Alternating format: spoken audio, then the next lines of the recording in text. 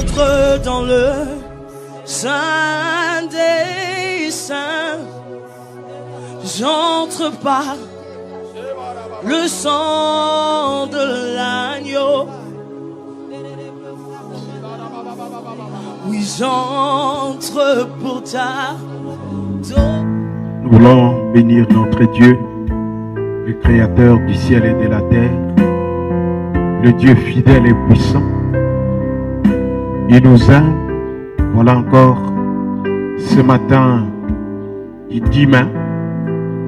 Il permet qu'on se retrouve encore pour partager sa parole, l'adorer parce qu'il est Dieu. Il veut que son peuple, dans tout lieu où il s'y trouve, puisse se prosterner devant lui, puisse exalter et glorifier son nom. Voilà, avant que nous partageons la parole que Dieu nous a mis à cœur, j'aimerais ensemble que nous prions le Seigneur. Source de toute existence, Seigneur, merci pour ce deuxième dimanche de ce mois de mai. Tu nous as fait grâce, tu nous comptes parmi les vivants. Tu as permis à mon frère, à ma sœur aussi, d'être vivants. Merci Seigneur pour ce culte. Merci oh Dieu pour ces moments de partage de ta parole. Communique-nous la vie, parce que tu es la vie. Et bénis tout ce que nous allons communiquer à ton peuple pour la gloire de ton nom. Amen. Mes bien-aimés, il y a quelques semaines passées, nous sommes en train de nous entretenir sur ces sujets que nous avons intitulés « Face à la souffrance et faire ».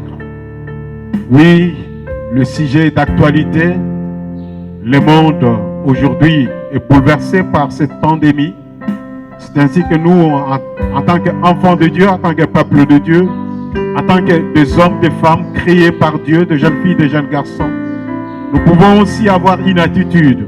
C'est ainsi que partant de la Bible, nous sommes en train de prendre des images, oui, ou bien des témoignages des serviteurs de Dieu, de ceux-là qui étaient en relation avec Dieu, qui ont connu aussi les souffrances dans leur vie. Qu'est-ce qu'ils ont fait? J'avais dit que la liste ne sera pas exhaustive parce qu'ils sont nombreux, mais quelques images que nous donnons pour nous permettre aussi à faire face à cette situation qui se passe aujourd'hui dans le monde, pour savoir faire quelque chose. Oui, nous avons parlé de Joseph les jours passés, on a parlé aussi de David, hein, qui était aussi en alliance avec le Seigneur lorsqu'il était poursuivi par Saoul, qui cherchait à le tuer. La Bible nous dit il est parti s'abriter aussi, oui, dans une caverne d'Adullam. C'est là où il est parti s'abriter. Mais il n'était pas resté pour rester.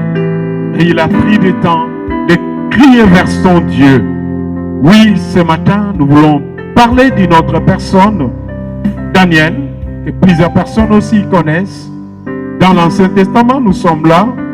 Je prends Daniel au chapitre 6e. Je lirai simplement le verset 10e de ce chapitre 6 de Daniel. Le verset 10e dit ceci. Lorsque Daniel sut que le décret était écrit, il se retira dans sa maison où les fenêtres de la chambre supérieure étaient ouvertes dans la direction de Jérusalem. Et 3 fois le jour, il se mettait à genoux. Il priait et il louait son Dieu comme il le faisait auparavant. Je me suis dit déjà à l'introduction de notre message de ce matin, qu'est-ce qui a poussé Daniel de prendre cette option, c'est-à-dire de se retirer dans sa maison pour prier? Est-ce qu'il avait fait pour faire? Ou bien il y a eu des situations tout autour de son environnement, de là où il habitait, il était en Babylonie. Ce n'était pas son pays, il est parti comme esclave.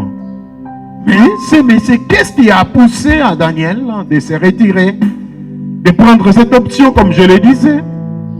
Dans les contextes que nous avons aujourd'hui, nous pouvons dire, qu'est-ce qui a poussé Daniel de se confiner dans sa maison? Pourquoi il a fait? Mais bien aimé, dans l'histoire de ce chapitre, il y a eu une nomination qu'il avait bénéficié du roi Belteshazzar, qui à un moment donné, ce roi avait fait un songe. Lorsqu'il avait fait ce songe, il n'avait pas d'explication. Il a cherché des gens tout autour de lui de donner l'explication de ces songes. Mais aucune personne n'a pu donner des explications. C'est là où on va se souvenir de Daniel. On va l'appeler et il viendra.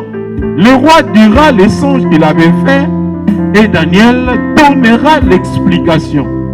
Lorsqu'il a donné l'explication, oui, ce n'était pas pour l'avantage du roi, les songes en soi. Mais le roi verra, non. Ce monsieur qui a donné cette explication, il est extraordinaire. Je ne dois pas le laisser comme ça parce que cette intelligence nous manquait. Mais bien aimé, aujourd'hui aussi dans notre pays, ou bien dans nos nations disons, on a besoin des intelligences. Même avec cette pandémie, on a besoin des intelligences. Mais peut-être les gens aujourd'hui ne les savent pas. Parce qu'on est bloqué. On est bloqué. Comment résoudre ces problèmes? On ne sait pas. Donc prenons cette image-là aussi. Et aussi à un moment donné, ils étaient bloqués. Qui va donner l'explication? Personne ne pouvait donner l'explication. Personne ne pouvait donner l'explication. Et on cherchait qui donnera l'explication. Voilà, Daniel viendra, il donne l'explication. Le roi dit, non, ce monsieur, il mérite cette nomination. Vous savez, la nomination, il était la 3e personne du royaume. Amen. Ce n'est pas de la blague, mais bien aimé. Un étranger devenir 3e personnalité du royaume. On lui a confié cette responsabilité partant de son intelligence. J'ouvre une parenthèse rapidement, je vais fermer. Vous qui avez des charges, nos gouvernants, lorsque vous nommez les gens, est-ce que vous tenez aussi à leur expertise qu'ils ont? Ou bien c'est le tribalisme, ou bien parce que vous avez grandi ensemble et que vous avez des charges, que vous devez les confier. Non, j'aimerais nous exhorter, s'il vous plaît, on a besoin des intelligences pour faire avancer les choses. Le roi Belteshazzar, il avait compris, non, je dois nommer ces messieurs. Mais sa nomination a créé des problèmes dans son entourage. Voilà l'histoire. Il est nommé, mais les autres n'étaient pas d'accord. Peut-être aujourd'hui tu as aussi une nomination, tu as des charges que tu assumes, mais tout autour de toi, les gens ne sont pas d'accord. Il y a la jalousie qui était née dans le cœur de ceux qui entouraient le royaume à ce moment-là. Ce sont eux qui ont réfléchi, mais pas pour faire avancer le royaume, mais pour simplement nuire. Il y a des gens aussi, s'il vous plaît, excusez-moi, j'ouvre le parenthèse, je vais fermer rapidement. Il y a aussi des gens, quand d'autres travaillent, et ils mettent leur intelligence pour nuire. Voilà, l'intelligence de ces gens était pour nuire la société. Ils étaient contre. Daniel, c'est ainsi qu'ils iront auprès du roi, demandera au roi pendant 30 jours, pour qu'une personne ne puisse adorer, prier une autre personne si ce n'est toi. Voilà, mes bien-aimés, il y a des gens dans nos nations, à un moment donné, dans notre société, dans nos églises, qui essaient d'élever les hommes à la place de Dieu. Ce n'est pas ce que Dieu veut. Laissez-moi vous dire cela. Peut-être ça peut vous choquer, mais c'est la vérité. N'aimons pas les gens qui deviennent comme de Dieu. Même nos dirigeants, ils ne sont pas de Dieu. Ils sont des humains. Oui, Dieu leur a confié des responsabilités. Mais ne commencez pas à les vénérer. Daniel a écouté cela. Il y a eu les décrets. En écoutant cela, voilà, c'est ce qui l'a poussé en disant non. Moi, je ne veux pas faire comme les autres l'ont dit. Mais bien aimé, avant le décret, excusez-moi que je reviens un peu, ils l'ont cherché dans son travail pour voir s'il y a des failles comme ça là. Il doit être mis de côté. Mais quelque chose que j'ai trouvé de bien que tu peux lire à la maison. Au verset 4e, on dit que Daniel, dans son travail, il était fidèle. Il faisait bien son travail. Frère, sœur, as-tu été nommé? Tu as la charge dans la société, dans le pays, dans le gouvernement, dans l'église, là où vous êtes dans la famille. On vous a donné des responsabilités. Comment assumer vos responsabilités? Vous assumez avec fidélité. Vous faites le travail d'une manière propre pour aider la société d'y avancer. Mais voilà, lui, on l'a cherché. Dans le travail, il faisait le travail d'une manière correcte. J'aimerais nous encourager. Vous qui avez des charges dans la société, dans l'église, dans les pays, là où vous êtes, s'il vous plaît, on vous a donné cette charge pour aider les sociétés, pour aider la communauté d'y avancer. Et c'est ainsi que quand ils ont vu que Daniel travaillait bien, là pas de faille, ils ont cherché les décrets. Mais qui pouvait les défendre? C'est ainsi que Daniel, voyant cela, lorsqu'il a assis, la Bible nous dit, il y a un décret qui est écrit par les rois, interdisant quiconque dans le pays, dans l'espace de 30 jours, d'adresser des prières à quelques dieux ou à quelques hommes, excepté le roi. Au cas contraire, cette personne sera jetée dans la fosse au lieu. Lorsqu'il assiste là, lui, il n'a pas voulu rester. Il s'est tourné vers Dieu. Il est rentré dans sa maison. Dans le contexte, dans les mots que nous utilisons ces derniers temps, avec cette pandémie, nous dirons, il s'est confiné. Il est rentré dans la maison. Il n'a pas voulu. Mais bien aimé, je ne sais pas. Je me pose cette question. Dans l'environnement que tu te retrouves aujourd'hui, que nous nous retrouvons aujourd'hui, qu'est-ce qui se passe? Qu'est-ce que toi tu sais? Qu'est-ce que tu sais? Lui, il a su, il y a un décret. Qu'est-ce que toi tu sais? Et qu'est-ce que tu es en train de faire? Savoir, c'est autre chose. De chercher à faire quelque chose, c'est bien. Lui, il a su, il a dit non, je ne dois pas rester ainsi. Je dois travailler. Je dois faire quelque chose.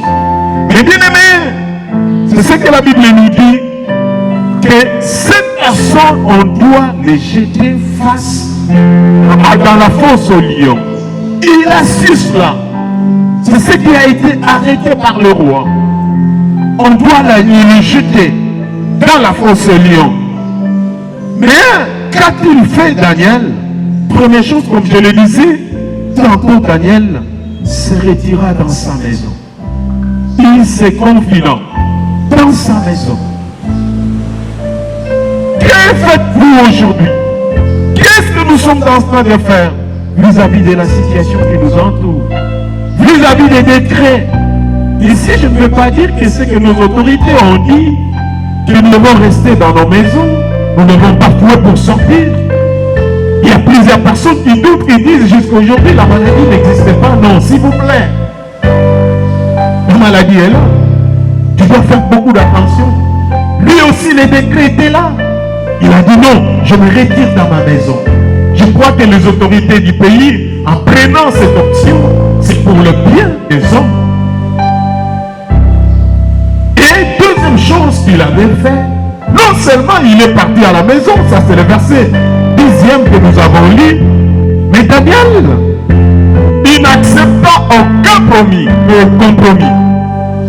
aucun compromis, et n'apporta aucune modification à sa façon de prier. Je reviens sur le texte que nous avons lu, le verset 10e. Mais vers la fin, on dit quoi? Laissez-moi lire le verset. Lorsque Daniel sut que le décret était écrit, il se retira dans sa maison, où les fenêtres de la chambre supérieure étaient ouvertes dans la direction de Jérusalem. Et 3 fois le jour, il se mettait à genoux. Pourquoi? Il priait. Il se mettait à genoux pour prier. Deuxièmement, il louait son Dieu. il les faisait auparavant. Donc c'est ce que je disais. Il n'accepta aucun compromis. Et n'apporta aucune modification à sa façon de prier. Donc avant le décret, Daniel priait 3 fois le jour. Avant le décret de Dieu. Et quand le décret est venu, il a dit non, je ne veux pas faire la compromission. Moi encore modifier mon programme de prière. C'était dans ses habitudes. Je ne sais pas dans le contexte d'aujourd'hui. Je ne dirais pas que les conducteurs spirituels, le pasteur, les apôtres, tout ça, qui lui ont dit cela. Mais quelqu'un qui était en alliance avec Dieu, sachant l'importance de la prière, lui-même, il avait établi son programme de prier au moins 3 fois le jour. Je ne sais pas, mes bien-aimés, je me suis posé cette question de réflexion avec nous tous. Depuis que nous sommes confinés dans nos maisons, tu avais établi des programmes. Est-ce que tu es encore en train de respecter tes programmes? Toi-même, tu qui avais établi, tu respectes le programme du jour d'aujourd'hui? Ou bien tu as déjà mis cela de côté? Mais Daniel, malgré cette situation, il tenait à ce qu'il avait déjà planifié. Amen. Est-ce que plusieurs personnes aujourd'hui, chrétiens que nous sommes, je ne doute pas de ta chrétienté, mais le programme que tu as établi pendant ce temps de confinement, pendant ce temps que tu es à la maison, est-ce que tu l'as respecté? Ou bien tu l'as mis de côté? Et lui, il a dit non. Je vais respecter mes programmes. Laissez-moi lire avec nous le deuxième texte ce matin, mais dans Psaume, au chapitre 55, je lirai 2 versets. Psaume chapitre 55, je lis le verset 17 ainsi que le verset 18. Et moi, j'écris à l'Éternel, j'écris à Dieu, l'Éternel me sauvera le soir, le matin et à midi. Je soupire et je gémis et il entendra ma voix. Mais bien aimé, je ne sais pas, est-ce que Daniel a été inspiré par le psalmiste pour faire la prière 3 fois? Peut-être il a été inspiré parce que Daniel, il était parmi les lecteurs de la parole de Dieu. Vous savez, si vous lisez Daniel chapitre 9, vous verrez que Daniel était en train de faire la lecture de la parole de Dieu, la méditation de la parole de Dieu. C'est là où il avait trouvé que les années que Dieu a dit, les 70 ans de l'arbre de déportation étaient arrivés à leur terme et il devait rentrer. Mais bien aimé, est-ce qu'aujourd'hui, le programme que toi-même tu as établi, le programme de la méditation de la parole de Dieu, le programme de la prière, le programme du témoignage chrétien, je ne sais pas dans les temps de confinement aujourd'hui combien d'entre nous respectent leur propre programme. Mais lui, il a respecté. Il commençait à prier. Il priait le soir, il priait le matin, il priait à midi. Il le faisait chaque jour. Il n'a pas pu renoncer à cela. Vous avez renoncé à ce que vous avez planifié. S'il vous plaît, vous pouvez demander à Dieu pardon et lui revenir. Que cette situation, cette pandémie ne nous empêche pas à respecter ce que nous avons dit à Dieu. Dieu dit, attention de faire le vœu, car le vœu nous lie. Excusez-moi, je ressens que plusieurs personnes, plusieurs frères et sœurs, aujourd'hui ne respectent plus le programme. Je ne sais pas, est-ce que tu pries encore combien de fois par jour? Ça fait combien de temps que tu as médité la parole de Dieu? Ça fait combien de temps que tu as partagé avec une autre personne la parole de Dieu et le témoignage chrétien?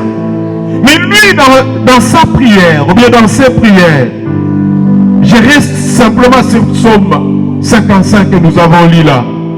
Il dit quoi? Et moi, ici c'est le psalmiste, il dit, et moi, j'écris à Dieu. La version de Semer dit, j'en appelle à Dieu. j'en appelle à Dieu. À cette situation, mes bien-aimés, nous pouvons qu'appeler Dieu.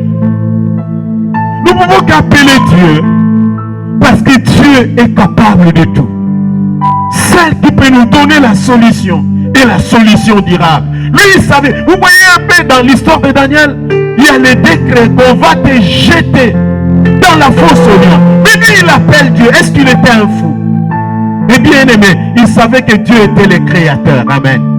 Il était le créateur. Dieu pouvait peut-être fermer la gueule des lions. Donc Daniel a cru en cela. Dans ce verset, le psalmiste, lorsqu'il dit là, moi j'ai crié à l'Éternel, j'en appelle à Dieu. Pourquoi il appelait à Dieu? Parce qu'il savait que Dieu me sauvera. Peut-être tu es en train de prier, mais tu pries, tu ne sais rien, tu n'as pas la foi en Dieu. Mais lui il dit, le Seigneur, l'Éternel me sauvera. Regarde la foi. Il était certain du salut du Seigneur. Ce n'est pas le salut de ses aïeux. Ce n'est pas le salut de ses grands-parents. Mais le salut vient de l'Éternel. Dieu me sauvera. Est-ce que tu es aussi certain? Lorsque tu es en train de prier, dans la situation que tu as là, qui dérange ta vie, dans la situation que nous avons aujourd'hui partout dans le monde, que Dieu nous sauvera. Si nous ne croyons pas que Dieu nous sauvera, cessons-nous de prier. Parce qu'il ne nous sauvera pas. Mais Daniel savait que Dieu va lui sauver. Ici, le psalmiste, il le nous dit aussi, Dieu me sauvera. Il le fait le jour comme le soir. Daniel le faisait aussi le jour, matin et midi. Il le faisait. C'est là où je vous ai posé la question. Où êtes-vous au programme que vous avez établi vous-même de votre rencontre avec le Seigneur, dans la méditation de la parole de Dieu, dans la prière? Où êtes-vous? Où êtes-nous? Nous tous, au moment où nous sommes confinés, nous ne partons plus dans nos églises comme on le faisait hier. Sommes-nous encore fidèles à Dieu? Parce que nous avons établi des programmes et je vais prier. Je ne sais pas, pendant tout ce temps de confinement, combien de fois toi as-tu déjà gêné? Je vois comme si les gens sont en train de manger chaque jour. Je ne suis pas contre que les gens mangent chaque jour. Mais je te dis, peut-être il y avait fait ton programme. Dans ce programme, il y a eu aussi le temps de jeûner, le temps de prier. Qu'est-ce qui a changé à toi et pourquoi? Qu'est-ce qui a changé? Pourquoi tu as changé? Mais nous avons vu ici, Daniel n'accepta aucun compromis et n'apporta aucune modification à la façon de prier. Il a dit non, c'est 3 fois. Je le ferai. Je ne sais pas, la Bible ne nous décrit pas. Il priait 30 minutes, 2 heures, 3 heures. La Bible ne dit rien là-dessus. Mais au moins 3 fois, il a respecté son programme. J'aimerais aussi que nous respectons nos programmes malgré cet état de confinement. S'il faut méditer la parole de Dieu, faites cela.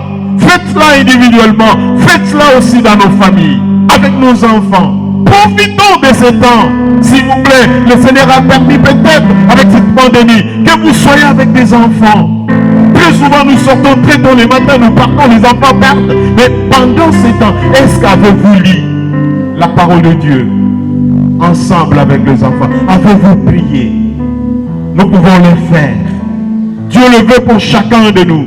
Autre chose que j'ai trouvé dans Psaume 55 que nous avons lu là, non seulement il criait à l'Éternel, non seulement il était sûr du salut de Dieu, que son salut viendra du Seigneur, il dit je soupire, je gémis, et il entendra ma voix.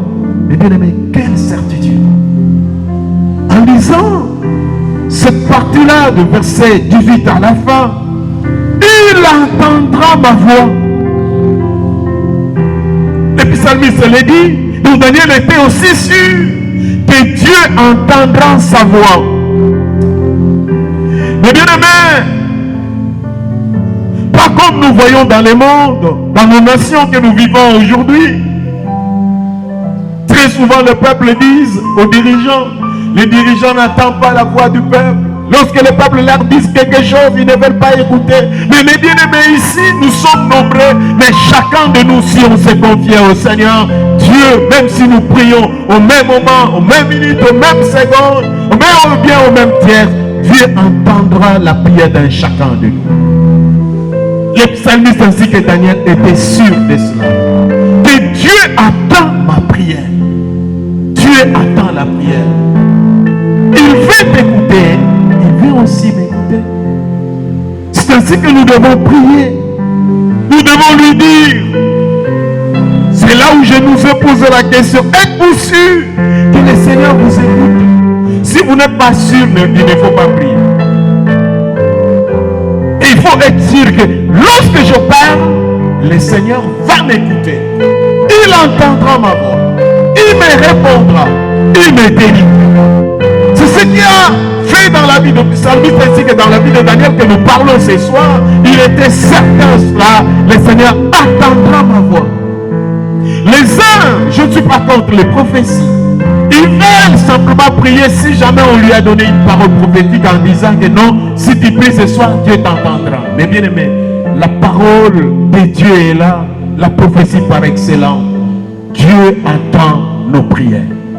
Il attend ta prière. Si tu hésitais, je t'exhorte ce soir. Et ce matin, excusez-moi, pour te dire, Dieu attend ta prière. Tu peux entrer, tu peux prier. Dans nos pays, nous disons, comme je l'ai dit, dans nos autorités, ils n'entendent pas. Et le Seigneur attend. Il veut que nous puissions nous confier en lui. Nous avons aussi des situations difficiles. Comme lui, la situation était aussi difficile. On doit te jeter dans la fosse au lieu. Il a su cela. Aujourd'hui, nous savons si cette pandémie est en train d'exterminer, chercher à exterminer le monde. Mais elle ne va pas exterminer le monde. Parce qu'il y a des hommes, il y a des femmes qui prient. Parce que ce n'est pas de la volonté de Dieu. J'aimerais aussi, mon frère, ma soeur, qu'est-ce que tu sais de ta famille? Qu'est-ce que tu sais de ton quartier? Qu'est-ce que tu sais de ton environnement? Qu'est-ce que tu sais de toi-même? La question encore, sur ce que tu sais, qu'est-ce que tu es en train de faire? Tu dois faire quelque chose. Daniel, pria. Moi, j'aimerais nous inviter aussi pendant ce temps où nos médecins, le corps médical aujourd'hui est dans l'impasse. Nous pouvons prier. Dieu, il peut les réinspirer. Non seulement cela, Dieu guérit aussi miraculeusement. Il guérit. Oui, ce n'est pas moi qui l'ai dit, Jésus l'a dit, par ses maîtrises, nous sommes guéris. Il guérit aussi. Pourquoi ne pas aussi prier? Face à toutes ces situations que nous connaissons, on reste comme ça, comme inerte, nous ne faisons rien. Mais bien aimé, j'aimerais que ce matin, tu dis, que tu tournes vers le Seigneur. Je suis certain, parce que la Bible me le dit, il attend la voix des malheureux. Parce que maintenant là, nous sommes des malheureux devant des situations, pas seulement la pandémie, mais il y a beaucoup de choses, peut-être toi-même tu le sais, qui te rend malheureux, mais tu peux crier. D'ailleurs, il était aussi une personne malheureuse, parce qu'il devait être jeté dans la fosse au lion. Pourquoi? Parce que on est venu le surprendre en train de prier. Il n'a pas fait ce que le roi avait demandé, ce que les assuétés lui avaient demandé. Même le roi à un moment donné, qui aimait aussi Daniel, il ne pouvait pas sauver Daniel. Mais bien aimé, ton papa, ton mari, tes enfants peuvent t'aimer, mais dans la situation que tu te trouves, personne ne peut te sauver. Il n'y a que Dieu. Il n'y a que Dieu, je te dis. Il n'y a que Dieu. Dans la situation que nous nous trouvons aujourd'hui, il n'y a que Dieu. Je ne suis pas contre les hommes de Dieu, mais aucun homme de Dieu. Si ce n'est Dieu seul, qui peut utiliser soit ses serviteurs pour que cette situation y change. Mais Daniel s'est confié au Seigneur. Dans l'histoire, tu peux lire parce que je suis en train de chuter pour ce matin. Le roi même n'a pas pu dormir. Le roi même a refusé de manger à cause de Daniel. Parce que Daniel était en connexion avec Dieu. Daniel avait foi en Dieu, pas au roi, qui pouvait les sauver. Voilà, le roi sortira très tôt le matin. C'est lui qui parlera. Daniel répondra. Daniel n'a pas été déchiré par des lions. Ça, c'est Dieu qui peut le faire. Et bien aimé, Dieu est le créateur. Il est au-dessus de tout. Est-ce que ce matin, dimanche, tu peux te tourner vers Dieu? Suite à ce que tu sais, à ce qu'on t'a informé, à ce qui dérange ton foyer, ta famille, ton environnement, nos nations aujourd'hui. Est-ce que nous pouvons nous tourner vers Dieu? En tournant vers Dieu, comme je chute, je te rappelle, il faut croire que Dieu nous répondra. Parce que lui, il a dit, Dieu me sauvera. Croyons que Dieu nous sauvera de cette situation, de cette maladie, de cette pandémie, du chômage, de tout ce qui nous dérange. Dieu me sauvera. Il est capable de le faire. Si nos parents, si nos chefs, nos conducteurs spirituels ne peuvent pas nous sauver, il n'y a que Dieu. Dieu peut le faire. Est-ce que j'aimerais t'inviter de prier ensemble avec moi? Mais je te pose la question, toi qui me suis. Excusez-moi de vous tutoyer un peu. Peut-être toi, tu continues à douter toujours de Dieu. Mais bien aimé, Dieu est vivant, c'est lui qui est le créateur. Tu doutes, tu hésites, mais regarde la situation. Tu n'es pas même enseigné par cette situation. As-tu déjà entendu dans le monde? Toutes les frontières sont fermées. Les gens commencent à s'inviter les autres. Et ne pas que vous n'allez pas vers eux. As-tu déjà entendu l'école, l'université fermée? Avez-vous déjà entendu? Pourquoi tu hésites? Pourquoi ne pas donner ton cœur au Seigneur? Ce matin, pour toi qui hésitais, qui n'as jamais donné ton cœur au Seigneur, tu peux le faire aussi. Pour ceux qui ont donné leur cœur au Seigneur, et bien aimés, nous devons croire. Exerçons la foi aux situations qui nous entourent, aux décrets que nous avons entendus, soit de nos familles, soit de nos quartiers. Il n'y a que Dieu. Je t'invite à la prière pour que nous prions ensemble, en sachant notre salut vient de Dieu, en sachant Dieu écoute notre prière.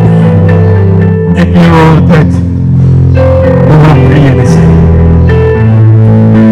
Sur toute existence, Seigneur. Oui, nous sommes pendant une période très difficile où les gens restent à la maison. Ils ne savent que faire. Mon Dieu, c'est ce que nous avons entendu. Les gens sont bloqués.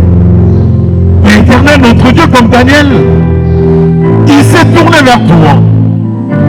Mais oh Dieu, il n'avait pas brisé. Il avait toujours respecté les programmes que lui-même il a établis. Pardonne-nous, Seigneur. Parce que, oh Dieu, avec, oh Dieu, cette situation, les uns sont emportés. Aujourd'hui, ils ne respectent plus le pouvoir de la prière, de la méditation, de la parole de Dieu, de leur temps, oh Dieu, d'ensemble avec le Seigneur. Seigneur, pardonne. Pardonne, Seigneur, notre Dieu. Et que ce matin encore, oui, Seigneur, nous revenons à toi. Donne-nous la force de respecter nos programmes malgré les situations dans lesquelles nous nous trouvons, Seigneur. De méditer, de faire foi en toi, Seigneur, de croire en toi. Seigneur, il n'y a que toi qui sauves. J'ai pris pour que tu sauves nos vies, Seigneur. Nous sommes dans cette situation qui dérange aujourd'hui des nations, qui dérange le monde, qui dérange, oh Dieu, des pays, qui dérange des populations, Seigneur. Sauve Jésus. Seigneur, écoute nos cris. La Bible dit, tu écoutes les cris, tous les hommes viendront à toi. C'est à toi, Seigneur. C'est à toi pour la situation qui se passe dans le foyer, dans la famille, dans le quartier, dans les nations, Seigneur. Il n'y a que toi. Écoute les cris de ton peuple. De gauche à droite, Seigneur, mon Dieu, les gens péchissent aussi des genoux. Ils sont en train de crier en disant au Seigneur, viens à notre secours, délivre-nous, Seigneur, guéris-nous, console-nous et suis les larmes. Oui, Seigneur, agis pour que ton nom soit connu. Agis pour que ton nom soit glorifié. Agis, Seigneur. Hier, tu avais fait avec Daniel. Aujourd'hui, Daniel n'est plus. Il a crié en toi. Nous croyons aussi à toi. Pour que, oh Dieu, les corps médicaux, oh Dieu, aient l'intelligence de soigner les gens, aient aussi ce cœur de soigner les gens, de ne pas se précipiter, oh Dieu, derrière l'argent. Mais Seigneur, de s'occuper, oh Dieu, des hommes créés à ton image, dans l'intelligence même à nos gouvernants, Seigneur. Pour que pendant ces temps difficiles, qu'ils sachent comment, oh Dieu, conduire les nations. Dans l'intelligence, Seigneur, mon Dieu, aux conducteurs spirituels que tu as établis dans les différentes églises locales. Seigneur notre Dieu, comment conduire ton peuple pendant ces temps? Oui, Seigneur mon Dieu, l'engouement, le feu monte encore dans les cœurs de ceux qui sont en alliance avec toi, Seigneur. Qui ce matin nous ont suivis. Seigneur, donne leur vie à toi, accepte-les. Pardonne leurs péchés. Purifie-les. Oui, Seigneur, de toute sueur et de toute impureté. Seigneur, fais-les sortir de là où ils y trouvent. Que leurs yeux s'ouvrent et qu'ils voient que tu es le véritable Dieu. Bénis cette parole. Bénis l'Église. Bénis les nations. Toi, notre Père et notre Dieu. Au nom de Jésus.